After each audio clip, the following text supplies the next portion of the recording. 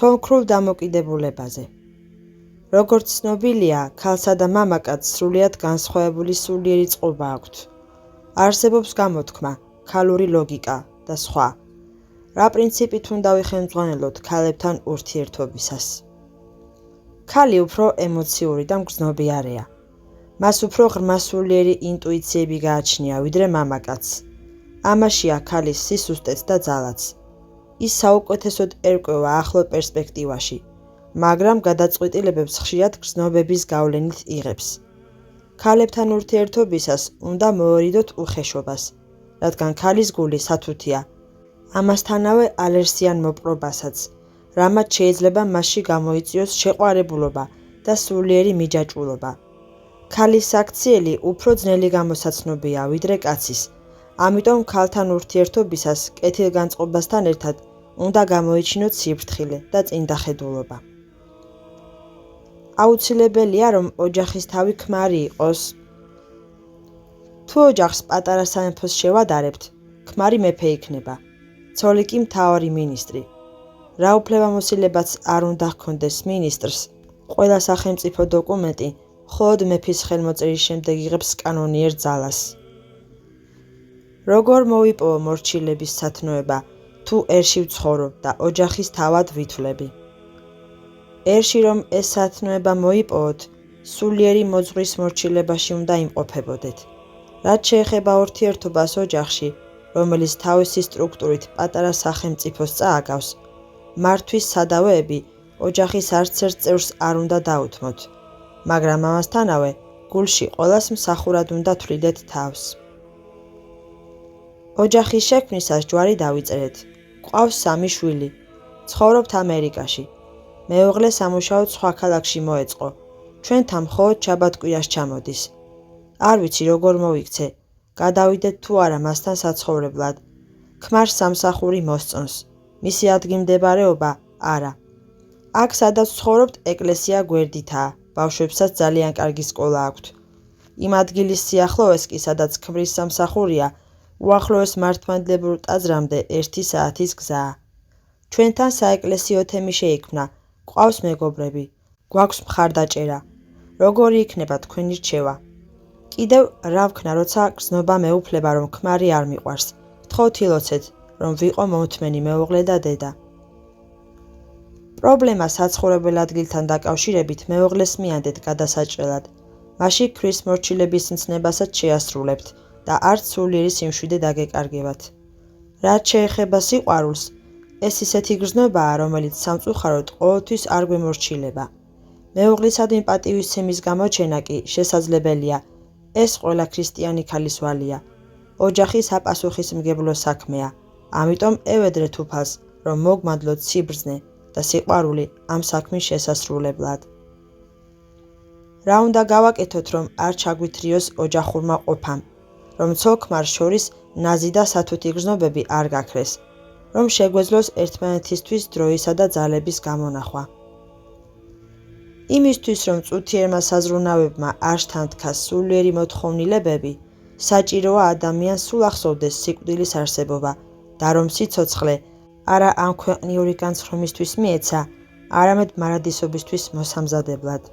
რაც შეეხება ახლობლებთან ურთიერთობას, ჩვენ ხშირად ვუშვებთ ერთი და იგივე შეცდომას. თავაზიანად ვექცევით უცხო ადამიანებს, ხოლო ვინც გვიყვარს, მასთან უხეშობის უფლებას ვაძლევთ თავს. თითქოს ეს სიახლოვე გვაძლევდეს ყველაფრის ნებას. ეცადეთ მოერიდოთ მეუღლესთან ჭყუბსა და კინკლაობას და ისეთი დამოკიდებულება იქონიოთ მისდამი, როგორიც ჰქონდათ ქორწინების პირველ დღეს. სწორად მესმის თუ არა, რომ ჩემი ოჯახი ღვთის წინაშე ჩემი სამსახურია. ცოლის უმთავრესი ვალდებულება შვილების აღზრდაა. ის ასევე უნდა ცდილობდეს, რომ ოჯახი მეუღლისა და ახლობლებისთვის ამ წუთი სოფლის უდაბნოში აქციოს პატარა ოაზისად. რა სულიერ დარიგებას მოგცემდით მე და ჩემს მეუღლეს? იოანე ოქროპირის თხზულებებში შესანიშნავი დარიგებები გვხვდება ოჯახური ცხოვრების, ცოლ-ქმრული ურთიერთობისა და შვილების აღზრდის შესახებ. ოჯახური ცხოვრების საფუძველი, ისევე როგორც საფუძველი მთელი ქრისტიანული ცხოვრებისა, სახარების ცნებების შესრულებაა. ამიტომ მეუღლესთან ერთად ყოველდღიურად ილოცეთ და მასთან ერთად იკითხეთ სახარება. როდესაც ცოლს სარწმუნოებაზე ველაპარაკები, ის ხან აღიარებს, რომ მართალი ვარ, ხან კი ეჭვის თვალით უყურებს ჩემს ნათქვამს, როგორ მოვიპოვო ოჯახში მშვიდობა.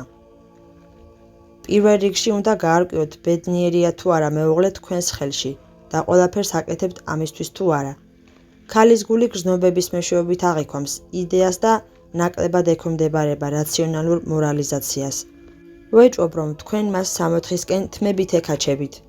ის კი მშვიდობა რომ შეინარჩუნოს, იძულებით გეთანხმებათ. ზოგჯერ კი ვერ ითმეს და გეწინააღმდეგებათ. უკეთესი ხომ არ იქნებოდა სარწმუნოება მეუღლისთვის არა მტკიცებებით, არამედ სიყვარულის მცნების შესრულებით დაგენახებინათ. ძალიან მძიმე ცხოვრება მქონდა. ბევრი მწუხარება გამოვიარე. ცოდვით დაცემები და უმძიმესი სულიერი ავადმყოფობა. ახლა ღმერთმა შესანიშნავი მეუღლე გამომიგზავნა და საოცარი პატარა ქალიშვილი, მაგრამ სიხარული არ შემიძლია. ოდესღაც ჩემს თავს შინაგანად ავუკრძალე ბედნიერების განცდა. მესმის, რომ მიწიერი ბედნიერება წარმავალია, მაგრამ ღმერთმა ყველაფერი მომცა ბედნიერებისთვის. მე კი არ შემიძლია სიხარული, რატომღაც არ ვაძლევ თავს ამის უფლებას. უფალი ჩვენგან სინანულს მოითხოვს და არა მაზოხიზმს. უნდა ებრძოლოთ თქვენს ვნებებსა და ეგოიზმს და არა ბედნიერების იმ სხივებს, რომლებითაც ღმერთი აცისკრონებს ადამიანის ცხოვრებას. გულწრფელი სინანული, უკვე სიხარულის დასაბამია. აღიარეთ ახსარებაში თქვენი არაგონირული აკრძალვა. თუ გულში ბედნიერებას არ მოიპოვებთ, თქვენი მძიმე შინაგანი მდგომარეობა ოჯახის სხვა წევრებსაც გადაედება და დაჩრდილავს მათ ცხოვრებას. რა ვქნა თუ შინაგანად არ მწამს, რომ ღმერთმა შემინდო მონანიებული ცოდვები და უყვარვარ. თუ შეუდგებით იესოს ლოცვას, მაშინ გულში ღმერთის სიყვარულის შეგრძნებაც გაგიჩნდებათ. როდესაც ჩემს ქმარს რაიმე არ გამოსდის, ვეუბნები, რომ ილოცოს. პასუხად კი ყოველთვის გაღიზიანებას ვიღებ, როგორ მოიქცე.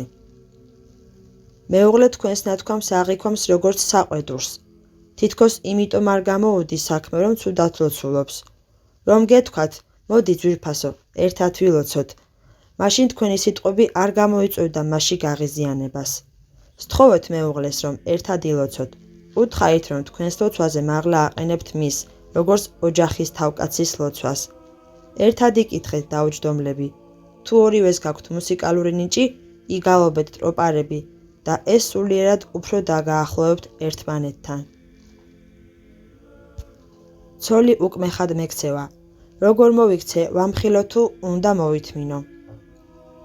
მეუღლეს შეგიძლიათ რბილად მისცეთ შენიშვნა, მიუთითოთ მის ნაკლოვანებებზე, რომლებმაც შეიძლება მთელ ოჯახზე იქონიოს უარყოფითი გავლენა. ოღონდ ეცადეთ არ დაამციროთ იგი როგორც პიროვნება. აქ უფრო მთავარია საკუთარი შეცდომების გამოსწორება. ჩემს ქმარს ძალიან მძიმე ხასიათი აქვს. ერთმა ბერმა მითხრა, რომ ამ პარტავნებამ მთელს მის გვარს მოდგამს. ცდილობ ეს გავითვალისწინო და თავმდაბლობით და მოთმინებით მოვეპყრა, რასაკვირველია ყოველთვის არ გამომდის. მაგრამ ის უფრო ჯიუტი და ქედმაღალი ხდება. თუ მე ვდგამ ნაბიჯ შერიგებისკენ, ას კვნის, რომ ამით ვაღიარებ ჩემს უსამართლობას. ასეთი დათმობით მისთვის უფრო მეტი ზიანი ხომ არ მომაქვს. არაგონიერი დათმობა შეიძლება ცოდვის მიზეზი გახდეს და ზიანი მიაყენოს ოჯახს. ამიტომ უნდა დაფიქრდეთ, რა შეიძლება მეუღლეს დაუთმოთ და რაში შეეწინააღმდეგოთ მას. აქ ძნელია უნივერსალური წესის გამოძებნა. ისევე როგორც შეუძლებელია ერთი წამლით ყველა დაავადების მკურნალობა. თავმდაბლობა ბრმა მორჩილება როდია, ეს საკუთარი ცოდვების გაცნობიერება და სხვა ადამიანის პატივისცემაა. ცოლი დამხმარეა ქმრისა და არა მისი მონა. ცოლქრული ურთიერთობა არ შემოიფარგლება მხოლოდ ერთი მცნებით, რომ ოჯახის თავი ქმარია. არის მეორეც, რომელიც ქმარს ცოლის სიყვარულს ავალდებულებს. ჯერ არს ქმართა, ცოლთა თვისთა სიყვარული, ვითარცა ხორცთა თვისთა.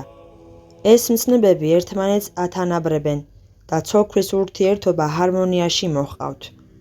უცილობელი მორჩილება კი მხოლოდ ღვთის მიმართ გვმართებს, რაც მისი მცნებების შესრულებაში გამოიხატება. ადრე ქმარი კვირაობით ბავშვების ეკლესიაში წაყვანაში მეხმარებოდა. ახლა კი მეჩხუბება, რომ მის ერთადერთ დასვენების დღეს ვაიძულებ ჩემი ახირებების ასრულებას. ყველა მცდელობა, რომ ის ეკლესიური გახდეს, უშედეგოდ მთავრდება. მისი თქმით, ჩემი ცხოვრება ისედაც ზედმეტად გარემოცულია იმით, რაც დაკავშირებულია რელიგიასთან. მოკლედ, ჩვენი ოჯახური ცხოვრება საფრთხეშია. ვთხოვთ ლოცვასა და რჩევას. ყველა ადამიანს განცდის დემონი.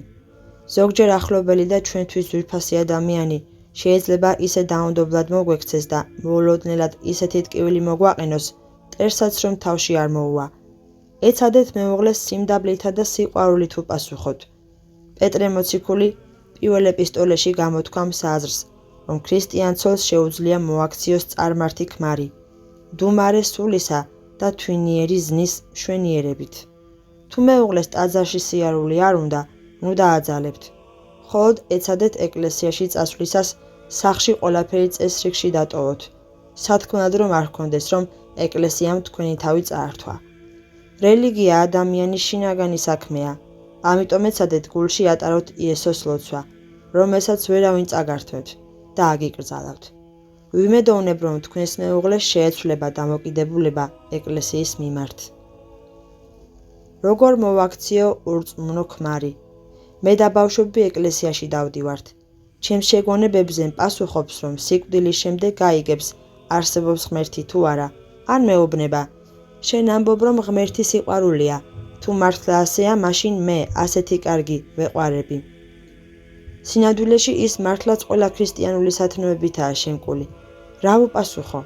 2 შვილი გვყავს, მაგრამ ჯვარდაუწერლად ვცხოვრობთ.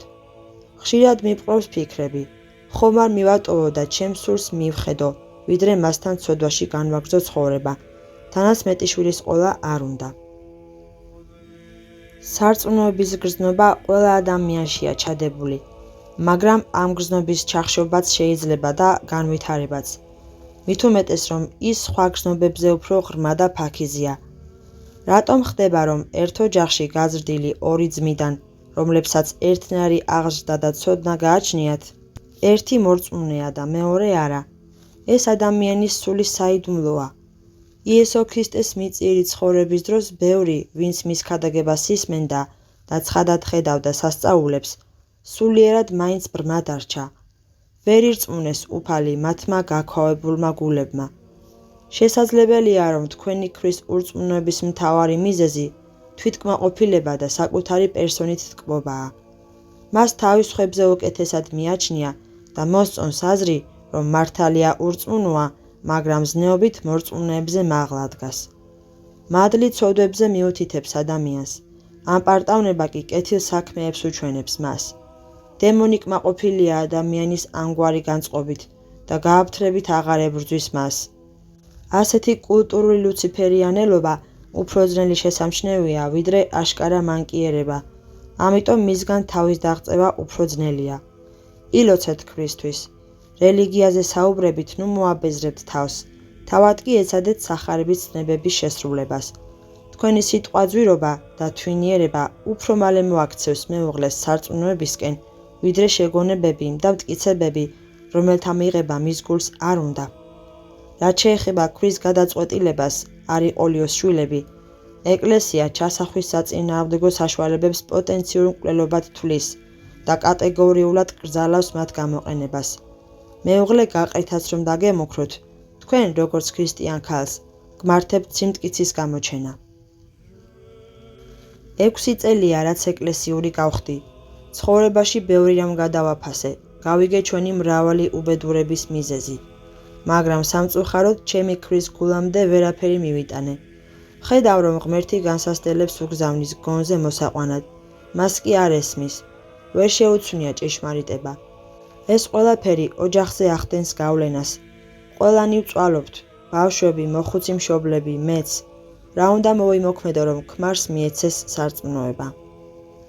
როგორც შეუძლებელია ბრმისთვის იძულებით თვალის ახელა, ასევე შეუძლებელია ძალდატანებით ადამიანის მორწმუნედ გახდომა, მაგრამ კეთილგანწყობას, ზრუნვასა და სიყვარულს ადამიანის გულის შეცვლა შეუძლია. ილოცეთ ქრისთვის. ეცადეთ მის თვალში ღირსეული მეუღლე იყოთ, რაც თქვენი მხრიდან ქრისტიანობის უსიტყვო ქადაგება იქნება. ჩემს ქმარს ბავშვობაში მშობლები, ცხადია, კეთილი განზრახვით, ეკლესიაში სიარულს აძალებდნენ. ახლა ის აღარ დადის ტაძარში, არ მარხულობს, ჯვარსაც კი არ ატარებს, ანუ არ იცავს წესებს, ადრე რომ ახვევდნენ თავს. ამბობს, რომ არ შეუძლია აპატიოს მშობლებს ძალადობა, რომლის გამო მას ეკლესიის აფეთქებაც კი უფიქრია. აბათეს გადაჭარბებაა, მაგრამ მის შინაგან პროტესტს კარგად გამოხატავს. მოსწონს მე რომ ეკლესიაში დავდივარ, ვლოცულობ, მარხულობ, მას კი არ ვაძალებ, მაგრამ სანამ ამ ბავშვობის ტყივილში გამომიტყდებოდა, სერიოზული განსასწრებლების გადატანა მოგვიხდა. ახლა პერიოდულად მშობლებთან კონფლიქტები აქვს, მიუხედავად იმისა, რომ ისინი თავიანთი შეცდომების გამოსწორებას ცდილობენ. ასე მგონია, რომ ბავშვებისთვის სამაგიეროს ვხდის მათ. მეორე პრობლემა ეხება ჩემს ოჯახურ მოვალეობებს, საჭმლის მომზადება, დალაგება და ასე შემდეგ. ხანდახან ისეთი გრძნობა მეუფლება, რომ ქმარი მარტო თავისი სიამოვნებისთვის ცხოვრობს, მე კი მხოლოდ მოსამსახურედ ვჭირდები. ჩვენ სხვადასხვა მოთხოვნილებები გვაქვს. მე მჯდომარე სამუშაო მაქვს და მოძრაობა და სეირნობა მჭირდება. ის კი პირიქით სულ ფეხზე დგას, ამიტომ წამოწოვა და დასვენება ურჩევნია. ასეთი მომენტების გამო ხშირად უკმაყოფილება მეუფლება. ეს რამდენადაც მესმის ჩემი ამპარტავნებით და უმადურობითაა გამოწვეული, მაგრამ მინდა უკეთესობისკენ შევიცვალო. იქნებ ისიც მირჩიოთ, როგორ ვებრძოლო გადამეტებულ ჭამას, ბევრ ლაპარაკს და საერთოდ ყოველგვარ უზომობას. ფიქრობ, რომ მშობლების შეცდომები უფრო პედაგოგიურ ხასიათს ატარებდნენ და გამოწვეული იყვნენ სურვილით, შვილი იმ სიკეთეებისთვის ეზიარებინათ, რომელსაც სარწმუნოება იძლევა.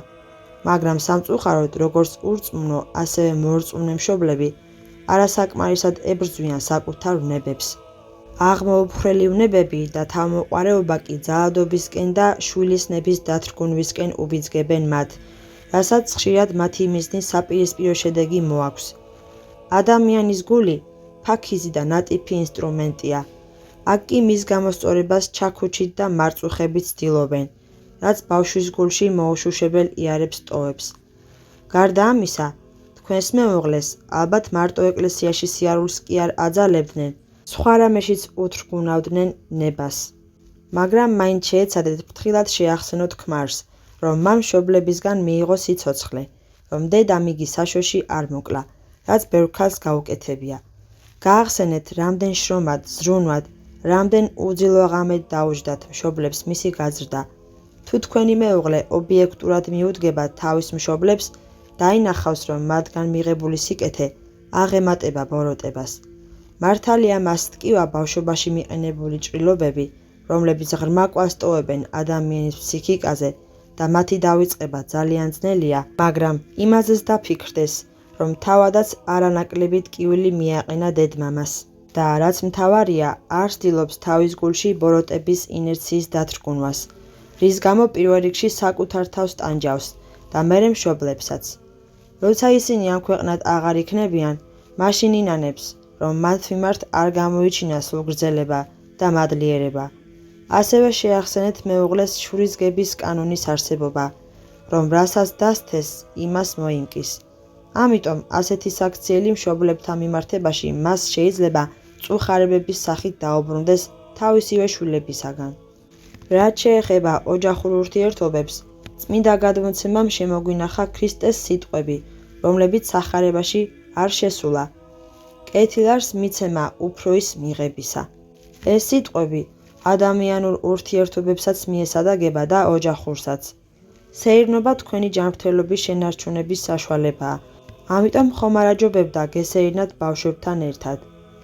ვნებებთან ბრძოლა მეცნიერებათა მეცნიერებაა, რომელსაც მთელი ცხოვრების მანძილზე უნდა შესწავლა.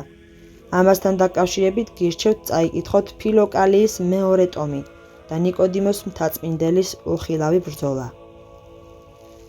ოჯახში სამნი ვართ. მეუღლე, მე და 9 წლის ბიჭი.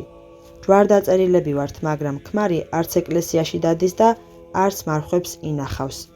ბრაზობს ჩემზე, რომ იშვიათად დავდივართ სტუმრად, რომ არ მინდა დისკოტეკაზე სიარული. არ ვზეიმობ ახალ წელს და 8 მარტს, ეს ყველაფერი ძირითადად მარხვას ემთხვევა. გარდა ამისა, თუ შეიძლება მირჩიეთ, როგორ მივაჩვიო შვილი მარხულობას.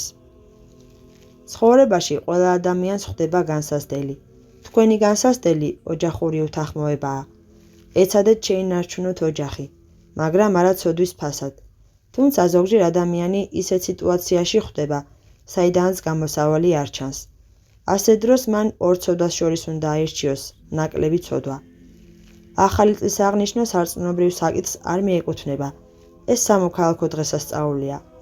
ახალი წლის დაწყების თარიღი ისტორიულად იცვლებოდა.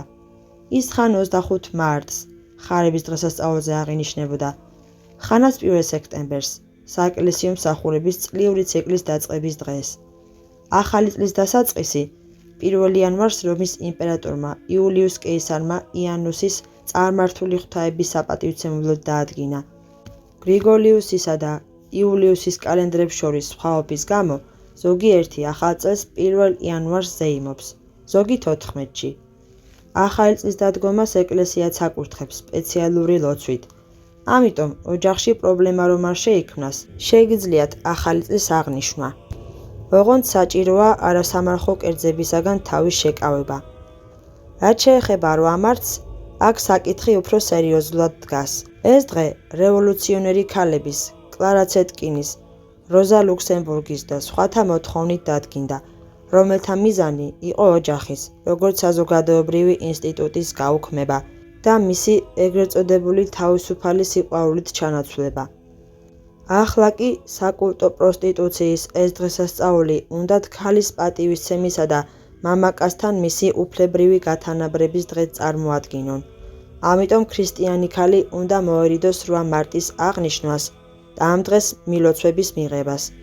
რაც შეეხება შვილს, თუ მისი ჯანმრთელობა განსაკუთრებულ დიეტას არ მოითხოვს, მაშინ მას ისეთივე მარხულობა მართებს, როგორც მოზრდილ ადამიანს.